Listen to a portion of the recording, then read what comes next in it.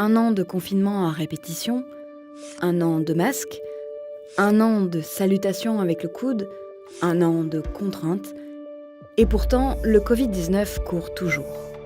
Face à cette crise, la question centrale reste la même. Quand est-ce que la pandémie prendra fin ? Mais pour y répondre, il faut en fait poser une autre question. Comment elle prendra fin ? Il existe aujourd'hui plusieurs pistes qu'on peut résumer en 3 scénarios possibles. Celui que nous emprunterons dépend d'un seul combat, entre d'un côté l'immunité et de l'autre la capacité du virus à la contourner. En fonction du gagnant, nous serons plutôt dans un scénario de rêve ou de cauchemar. Le premier scénario est le scénario de rêve. Pour l'imaginer, nous pouvons nous pencher sur l'histoire d'un autre virus, le poliovirus. Ce virus à ARN comme le SARS-CoV-2 circule depuis des millénaires, mais uniquement chez les humains. Jusqu'à la seconde moitié du XXe siècle, il est responsable de plusieurs épidémies mondiales de poliomyélite, une maladie qui handicape et tue plusieurs millions de personnes. Mais dans les années 50, 2 vaccins sont créés.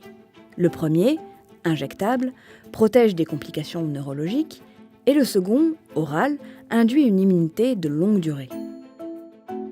La polio peut enfin être combattue. Une campagne mondiale de vaccination des enfants débute à la fin des années 80 et permet de réduire rapidement le nombre de cas. La polio est ainsi éradiquée dans la plupart des pays et le nombre de cas dans le monde ne s'élève aujourd'hui qu'à quelques centaines par an. Mais pourrait-on arriver au même résultat avec le coronavirus ? Eh bien, si l'immunité acquise grâce au vaccin est de longue durée, et que les campagnes de vaccination sont déployées activement et rapidement au niveau mondial, nous pourrions arriver à protéger efficacement la majorité de la population, et, tout comme la polio, le Covid-19 pourrait disparaître dans de nombreuses régions dans les prochaines années. Mais c'est sans compter sur l'arme secrète des coronavirus, les variants. Et cela nous mène vers un second scénario, celui du cauchemar. Cette fois, c'est le destin du virus de la grippe qui peut nous montrer à quoi cela pourrait ressembler. Dans les années 1920, après la pandémie de grippe espagnole, la recherche médicale s'intéresse de près à ce virus qui a tué plus de 50 millions de personnes. Il est assez vite isolé et identifié, et un premier vaccin efficace à grande échelle est développé dans les années 40. Malheureusement, il n'empêche pas l'arrivée de nouvelles épidémies de grippe en 1957 puis en 1968. Pourquoi ? Eh bien parce que les virus, comme celui de la grippe, ont une particularité. Ils peuvent muter rapidement lors de leur circulation chez les humains et les animaux. Il existe ainsi une grande diversité de virus grippaux. S'il y a peu de différence avec le virus initial, on parle de variants, et si les mutations sont nombreuses, on parle plutôt de nouvelles souches de virus. Pour se faire une idée, regardons ce graphique. Chaque branche représente un nouveau variant de grippe apparu depuis 2013. Lorsqu'un vaccin est développé, il cible les souches et les variants qui sont susceptibles de circuler dans les années à venir. Mais d'autres souches ou de nouveaux variants peuvent circuler et contourner l'immunité des personnes vaccinées. Il faut alors créer de nouveaux vaccins. Le SARS-CoV-2, lui, a émergé fin 2019 et 18 mois plus tard, les premiers vaccins créés sont encore efficaces contre tous les variants en circulation. Néanmoins, si de nouveaux variants capables de contourner l'immunité apparaissaient rapidement, nous pourrions alors être engagés dans une course aux nouveaux vaccins pour protéger les plus fragiles. Mais la bonne nouvelle, c'est que nous avons un peu d'avance. Nous sommes entrés dans la course plus vite que pour la grippe. Autre bonne nouvelle, la récente technologie des vaccins à ARN permet de les adapter assez rapidement aux nouveaux variants.